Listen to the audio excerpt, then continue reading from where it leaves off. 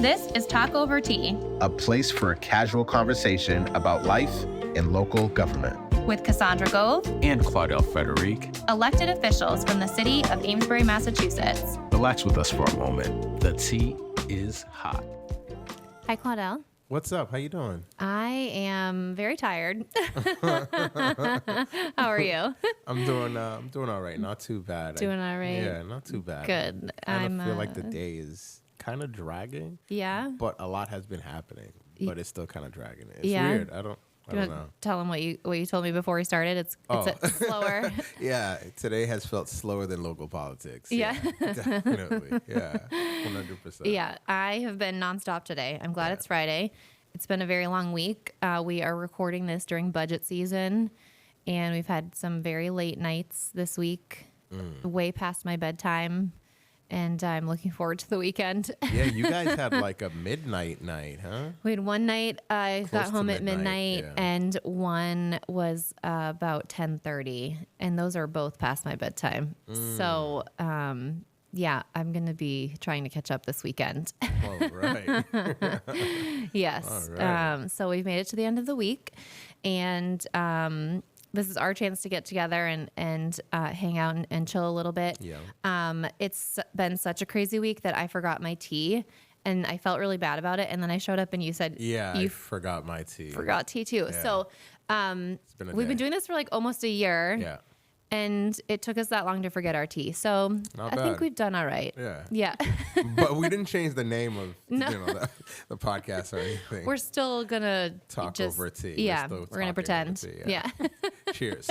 So thanks for spending some time with me this afternoon. It is a very busy time of year.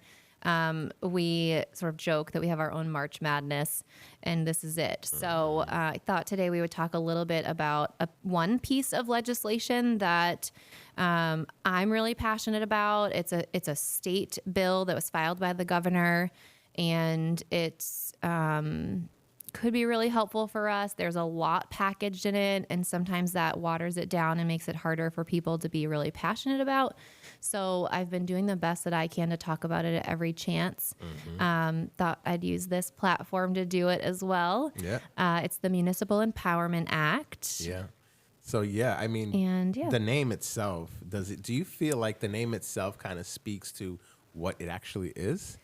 Municipal Empowerment Act. That's interesting.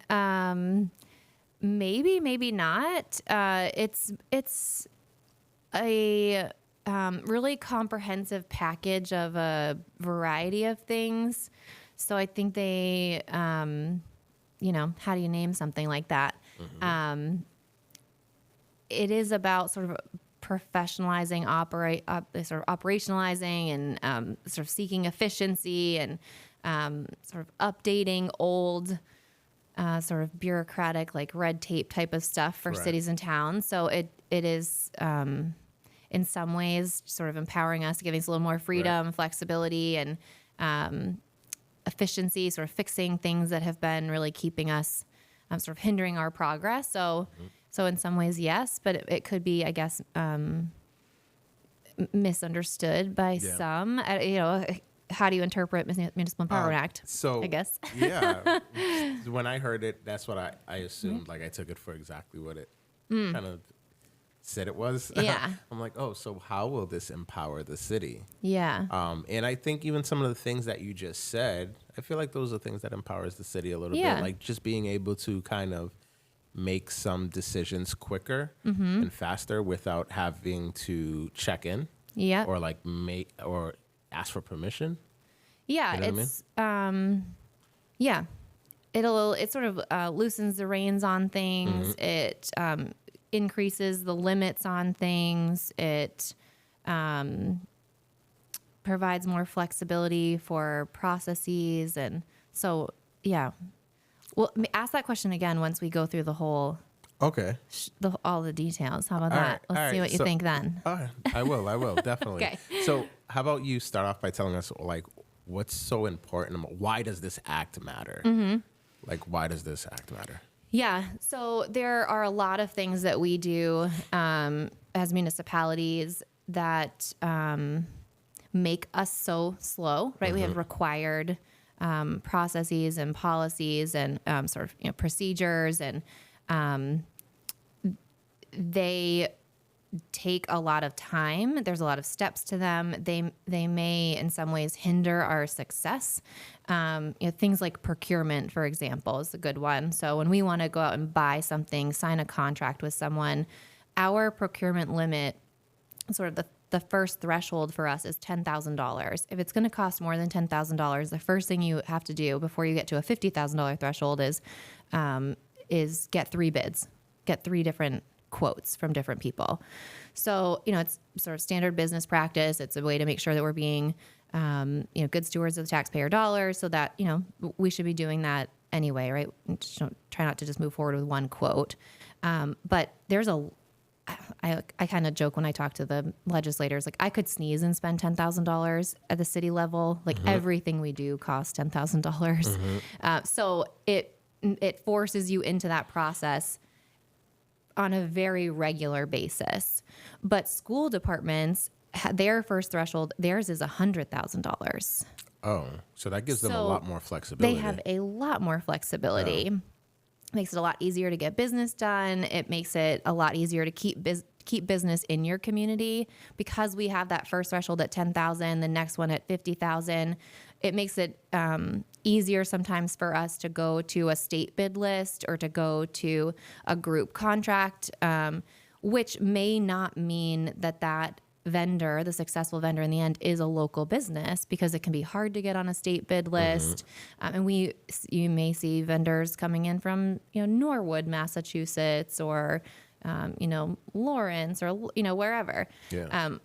And we would like to keep as much business in town as we can, but some of these things really hinder that. So it's not just that it's, great for us, but it could be really great for the community too, if we have that flexibility. So, I already forget what your actual question was, but like, why does the act matter? But yeah, I think, so that makes so it's things like that are sort of baked into this. There's so many things in here, and I can rattle through some of them, but that, for example, would alleviate the just the sort of cumbersome process. Yes, cumbersome, great word. Process that we have to go through because of state regulations. And it would make our job so much easier, and it would be great for our community, and it would just move things along so much faster. Right. And that's one of the ones in particular that I know many of us are excited about, is changing that threshold. And in small communities, they may have one procurement officer who does procurement for both their schools and the city or town side. So they are actually working under 2 different sets of regulations. They could be buying books for the school library on one day, and the next day buying books for the public library. And there's 2 different sets of standards and regulations to follow, which it's a lot. It's like, what, can't we just even this out here? Like, can't we just standardize and get us on the same playing field? So what I'm getting from what you're saying is efficiency. Huge. Right? Efficiency will be helped out a lot. It'll help with that. And it also sounds like, I know we're big on shopping local and kind of revenue sourcing that way. So that would help with that, or the potential to have that happening. Yep. And just a faster process in general. That's pretty much what it is. Yeah. So right now the threshold is what, like $10,000? It's $10,000 for city for municipal procurement. So what could it be if this bill passes? We are advocating for this to go to the 100,000, so that we are the same as schools. That's what's in the bill, 100,000. So it would be 100,000. So okay. So just to kind of make this even easier to understand. Yeah. So a 5th grader could understand this, right? So the way I'm thinking about this is, okay, so you have sets of rules at home, right? Like your parents could set the basic rules of, hey, bedtime. That's the big rule right there, right? Okay. So you have bedtime, but you get to choose what book you read. Like you don't have to go to mom anymore and say, hey, can I read this book before bedtime? You just know bedtime is at 10 o'clock and you have to read before bedtime. So you could choose whatever book you want now, read it anytime before bedtime, as long as you follow bedtime. So we're trying to get to the point where we have less rules under bedtime. Yeah, there you go. I like that. Yeah, I think that's what we're trying to Okay. do, right? Yeah. Mom, okay, I'm going to bed, but I get to do Yes. everything else, right? I'm grown. Yeah. Like in that way. All right. So it sounds like that's what we're trying to Yes. accomplish here, so we could move along quicker Right. on the local Yeah. government. And that's just one piece of many. I did bring some printouts that highlight. There's sort of two different buckets of two different buckets to this. One is about flexibility and operational efficiency, and that's where that example falls, procurement. And the other one is about fiscal and staffing stability. And there's a number of items in both of those, but that's in essence what all of it really is about giving municipalities more flexibility to make their own choices and to be more efficient with their resources, with their time, and better serve their communities. Got it. So I was going to ask you, what's the big problem that this act is trying to fix? But I think you kind of answered that. That is Yeah. the big problem. Yep. Yeah. Yeah.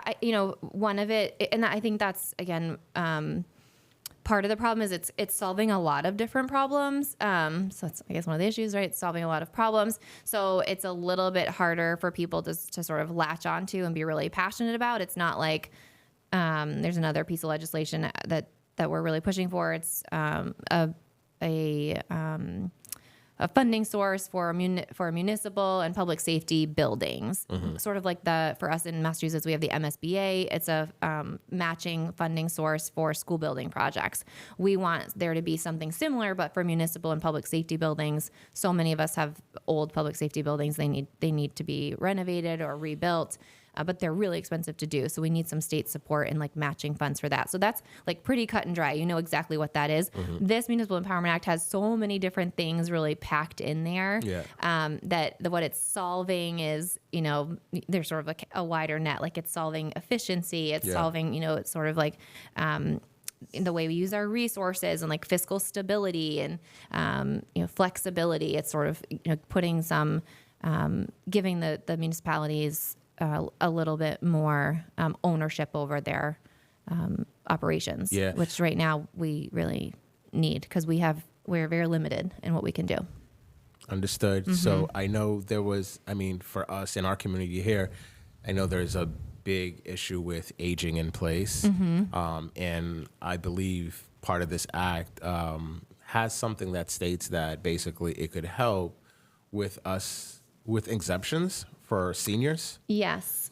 So I think that would be super helpful if we were able to alleviate seniors, have some type of exemption towards their taxes without having to get the permission to do so. That would, number one, help them, just live in place longer. And save them some money because life's getting expensive as they're aging in place. So.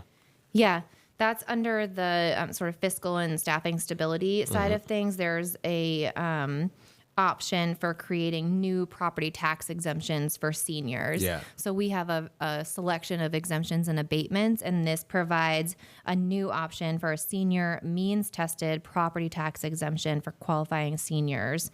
And again, that's going to be something that's really important to seniors. There are things in here about hotel, motel, and meals taxes. There are things in here about regionalizing certain services, particularly assessing. We have regionalized certain services like a harbor master or an animal control officer or, other things that public health sometimes is regionalized. And we can do that with regional agreements, but assessing is written into the code differently. And in order to regionalize something like assessing, it needed legislative exemption for. So that's baked into this too. It would allow people to regionalize their board of assessors and their assessing operation. So it just sort of cuts through the red tape on some things that was hindering, again, sort of efficiencies where we're all looking for a way to just, if we can't maintain our own, we need to join forces with our neighbor. And this provides some options. A lot of it is just options. It's not, there's nothing in here that's really, I don't think there's anything in here that's a mandate says you have to do this. It's just providing flexibility for us. So even the point about meal taxes, having the option to increase Meal increase. taxes? Yep, the So- percentage. There's a cap on the percentage you can set as Okay. a meals tax or Where a are we hotel now? tax. Oh, Claudel, I don't know. Don't worry. Let's skip that. I don't know the percentage we Okay. have, but I assume we're at the cap. I should know that. But So I guess the point is, if we're at the cap, if we wanted to increase that, right now we have You to. can't. Okay, we can't. you do just that. can't. Okay. No. So this would increase that cap. Okay. That's And then what you that would do. could increase your local option if you wanted to, but that would be an option for municipalities. And would that be like beneficial? Like, For Amesbury, the projection, so they've all, the Massachusetts Municipal Association has run projections for every city and town. If these were adopted, how much more revenue would you get?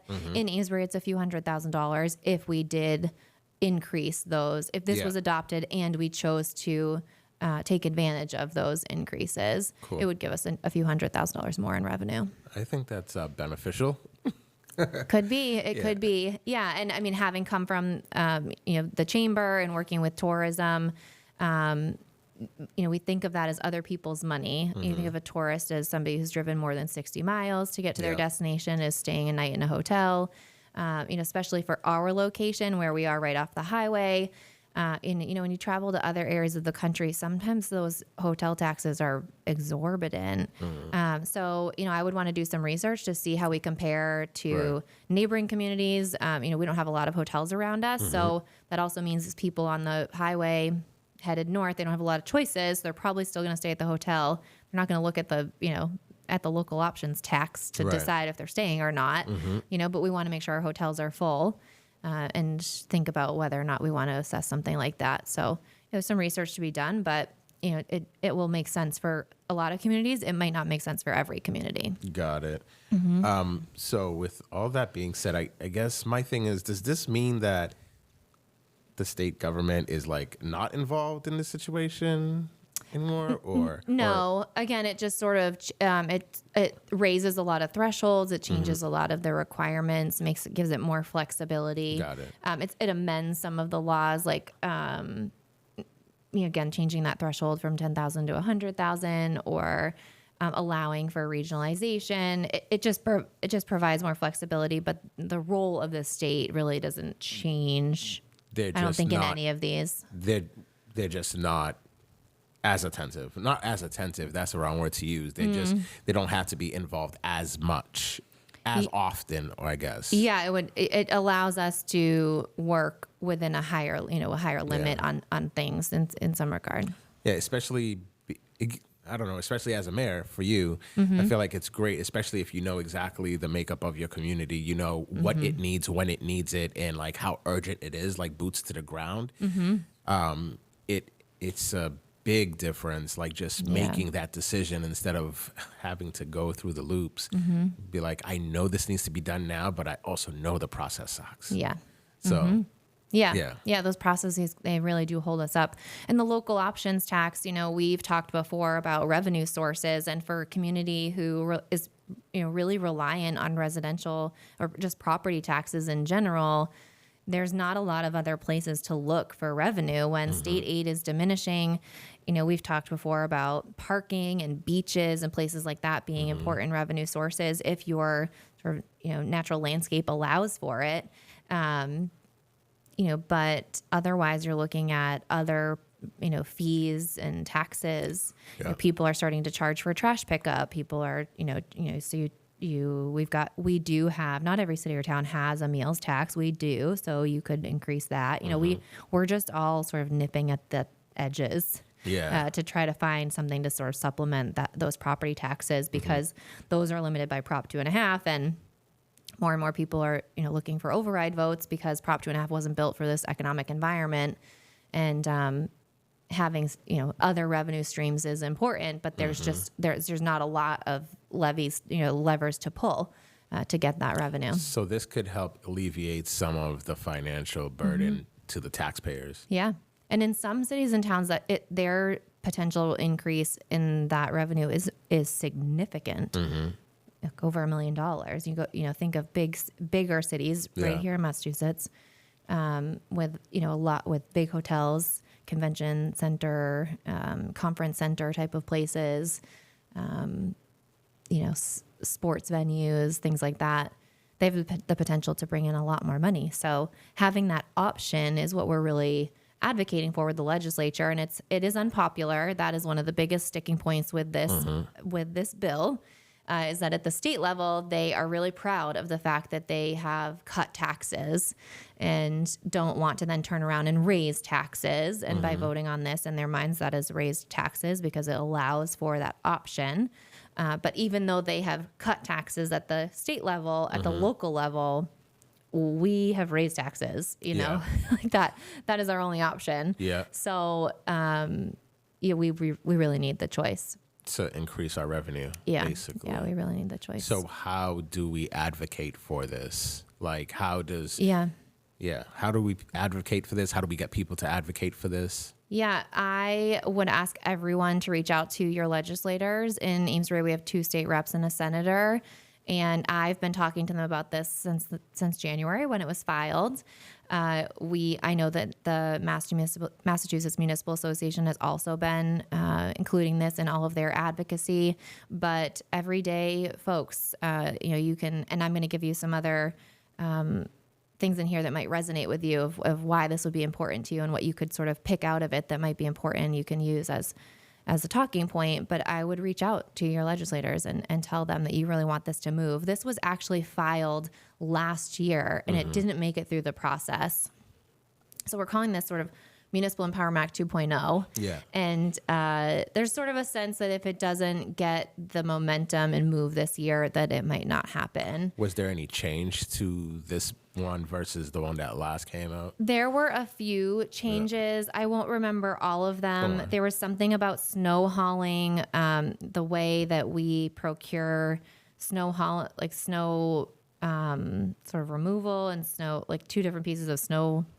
So there's removal been change. They didn't align, so they aligned those. There's something about public school bus procurement that they aligned. They did something with that.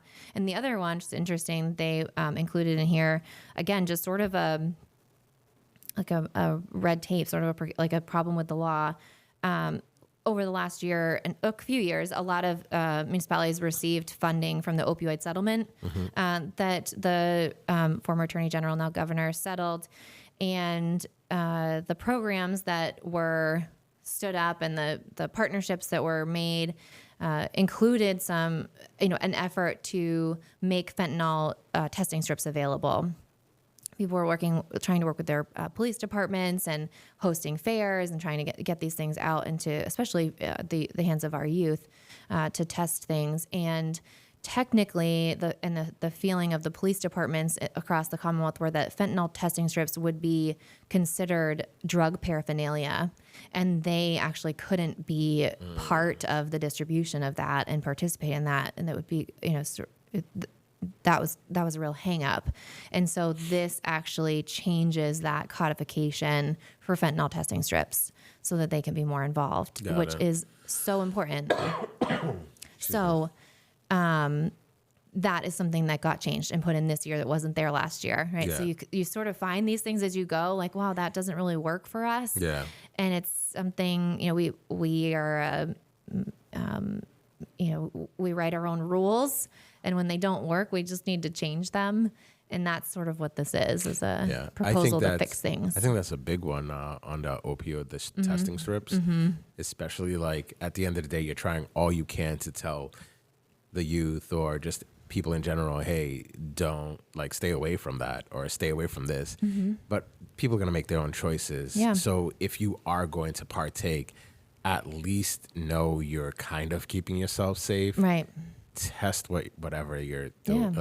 So that's important. Yeah, so that's in this one too. That's in the Municipal Empowerment Act. Yeah. So that might be important to some folks. 100%. How about school buses? There was a mention about school buses. I don't know if you have that with you. They added something new. The way we bid our school busing is what it is. There's not a lot of excitement around school busing, but I have to figure out which section it's in. No big deal. We could. Yeah. I just remember coming across a section that was talking about There is. private use of, like, not private use, but the city maybe having its own private contract for Here you go. buses. There's and there's an advisory group on reducing costly school bus services. The cost of school buses, we all know, is just exorbitant. So this would create an advisory group of state and local officials to review current school bus contracting rules and practices and advise on best practices and potential actions to increase competition and reduce costs. So some of it is just that, like just to create an advisory group. Let's kind of dig in and do the work and figure out, so many of us go to bid, for example, for school buses, and we get one response. Yeah. And that's not competitive. It's not getting us the best deal. And we just see that so often. So so that was on their radar. Do you think sometimes when a city puts out bids, do you think sometimes you get taken advantage of because the people you're putting out bids to know that there's not much competition? Are they aware of the process enough to be like, they only have me to choose from? It probably depends on the type of service we're looking for. Yeah, I will say more recently we've gone out to bids for some things and had a lot of interest. Okay. Like we just did a cleaning contract and we had a lot of bids come back. And the successful bidder was not the current contract holder. Got it. I do think in the past there wasn't as much interest, and I don't know what has changed. But we were not seeing as much interest in contracts, and we would see the former contract holder be the successful bidder. It sort of like always stayed in their hands. Were we getting the best price? I don't know. Were we getting the best service? I don't know. Yeah. So, but it can be cumbersome, to work through that bid process, to check all the boxes, meet all the standards. And, a lot of small businesses don't do it. Right. They're not interested. And again, not a lot of them don't go through the process of getting on a state bid list. So they miss out on it altogether. And we just go to state bid sometimes because it's faster. And if we need the job done, we need the job done. So we just go to the state bid list and we can avoid all of the procurement. For the most, it depends on the contract, but usually you can avoid at least most of it. They've effectively done that for you. And you can choose a contractor and move a little faster. Oh, just a little bit. Yeah. Okay. And in New England with a short construction season, time is of the essence always. Absolutely. So, I don't, there's probably times that we don't get, when you don't get a lot of options. Got it. So options is key here. So that's what we're looking for. Yeah. Options. Yeah. Flexibility. We really need flexibility. Got Yeah. it. Is there anything else in this bill that you feel like really sticks out, at least for us to really kind of consider for Amesbury? Yeah.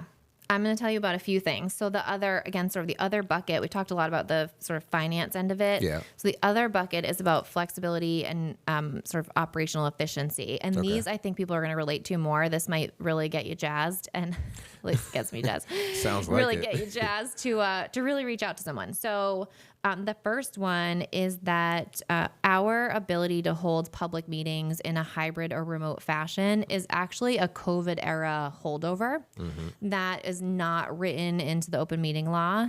So it is set to expire at the end of this month, at the end of March. And there is language in here to make that permanent. The important piece of that is to make it flexible, which is what we keep saying, and not to make it a mandate. There is some effort to make it a mandate, but even for Amesbury, but for some, for other really small towns, they don't have a space with the equipment and the staff and the resources to make every single board meeting hybrid or remote. We even in Amesbury, not all of our meetings are broadcast on Facebook and ACTV. The subcommittees aren't, but the full meetings are. That's true for school committee or for city council, and like our energy committee isn't broadcast. But so we want to retain the ability to do that and have people participate remotely. If you have a great board member, but maybe they travel once a month, or they something happens and they need to go visit family, they shouldn't lose their spot on the board because of that. So we want to be able to have that flexibility and have someone zoom in and be able to vote and participate, especially on regulatory boards. But that is actually not in the law, and it is set to expire. So once that expires, what does that take away? The option to participate, like for us to take public comments via remote access. They're for board members to participate via remote access. So if you are, like we have one board that is still fully remote. We have two. One just doesn't meet very often. The building committee, which is like almost over. So they wouldn't be able to have remote meetings anymore and have them be considered public. So that takes away from a lot of civic engagement that we barely have. Yes. So if you are someone who, works a different, a different schedule, and this has allowed you to watch or participate, or, you're home with the kids or whatever that might be, if that's how you've been able to comment and engage in our meetings, that would go away. So the meetings that are broadcast, they would be broadcast, but we wouldn't be, taking public comments from them or anything like that. So we are still doing that with some meetings, but we wouldn't be able to do it at all. Yeah, not good. Yeah, so that's a big one. The other one, which, last year when they said it didn't really get me that excited, but this year it did. This would address double polls. It would set as, it would change the regulatory requirement from 90 days to 180 days to, what does it say? The bill would extend the statutory prohibition against double polls from 90 days to 180 days, while allowing municipalities to enforce penalties for failure to comply. So when utilities replace a pole, and this, maybe you've had this happen outside of your home or your business, and you can relate to this, they often leave the original pole for a very long time, like very long time. So this would give us, it would set the requirement on how long they have until they have to remove it. And then it would allow us to assess fines if they don't. Got it. And we are subject to an upgrade with our utility. Yeah. And it includes over 400 poles. Yeah. So So we could have 800 poles Yeah. for years if we don't have something like this with a little extra teeth to make them take the old pole out in an expeditious fashion. And that could also hinder like accessibility. Yep. You know what I mean? Like on sidewalks or just like walking. Yeah. It's ugly. And it's ugly. Yeah. So, and that's the plan for those 400 poles that are getting replaced, is they call it cut and kick. So they cut out the old pole, they put the new one in, and then they attach the old pole to it. Got it. So you'll have two poles there, and I know cities and towns who have had that for years, that they just leave it there. So, so that's a big one, double poles. So now, exciting. Right now, at what point, how long are they supposed to take it? It was at 180. So it actually sounds like it's, so there's currently no enforcement mechanisms, and it sounds like they currently have 90 days. It's actually extending it to 180, but it gives us the enforcement mechanism. Got it. Okay. Got it. That makes sense. So it gives them some time, but it also gives us some leverage too. Yep. Good. We talked about the procurement. The other, what else was exciting? It's going to make it easier to accept and expend gifts and grants. That's something we do often. It's going to update borrowing rules for school projects. We don't expect to do this anytime soon, but for folks who were in our shoes, legislation is going to increase from 30 years to 40-year bonds for term of school projects, so that they can realize the cost in a manner more closely reflects the life expectancy of a project. So you can spread out those payments. I don't know if it would be retro to someone like us where we already have our school borrowing, but that's I know that's important to a lot of people. The fentanyl testing strips we talked about,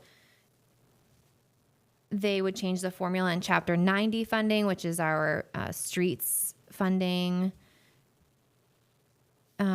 These are all like still excise taxes.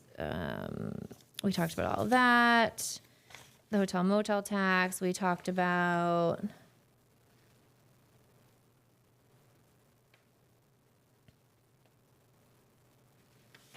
All right, those are the big ones. But it sounds like there's a lot of opportunities here to basically have a better process in place for us to move quicker. Yes. Yeah, and just more efficiently, like we were kind of talking Right. about. That's I mean, it. for me, the ones I'm Options. most excited about are the procurement thresholds and double polls. Yeah. And the public meeting law needing to be codified because it's not it's not permanent right now is really important. The local options for taxes, again, they're options. It doesn't mean your city or town will take advantage of it. But as we all experience really troubling budget seasons, choices are good. Have you heard anybody speak negatively about this bill? The sentiment that I have gotten from the State House does not seem to be much different from last year in that the hesitation is mostly surrounding the local options and taxes.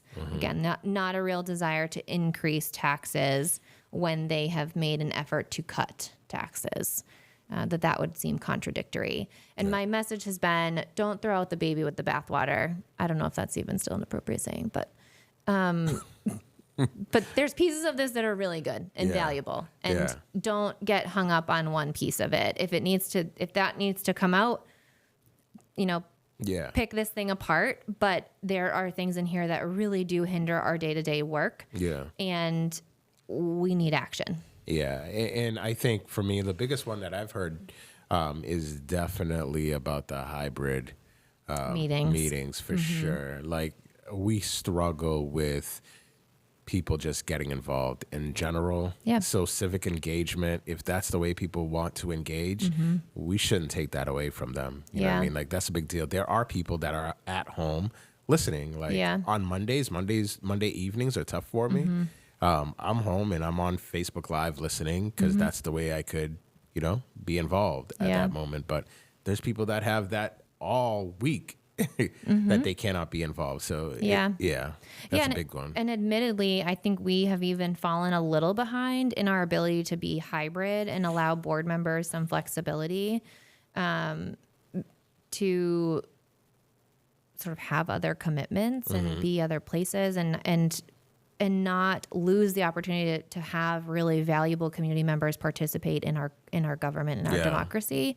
And so, I want this to be permanent so that it's been extended on like a year-to-year basis, which just doesn't give us the comfort of investing in a space with proper technology and, making it really easy, sort of plug and play for anyone who walks in to run a meeting to be able to just turn everything on and sort of be able to go and get used to it. People haven't really gotten used to it because we haven't really committed to it.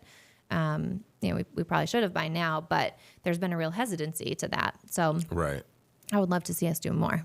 Yeah.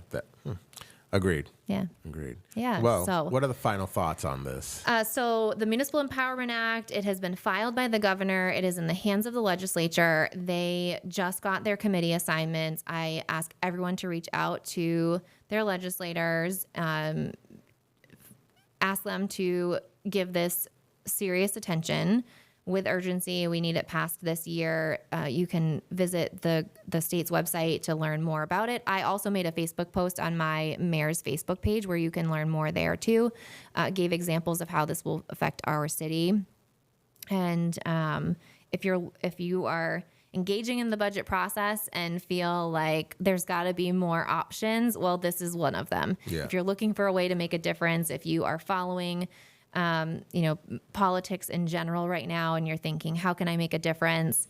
And you feel called to action, this is an option for you, a way to get involved and say, well, this would make a difference in the efficiency of our local government so that we can do more and we can do it faster and better serve you. So I'm asking for everyone to get behind the Municipal Empowerment Act and ask our state legislators to move this along this session.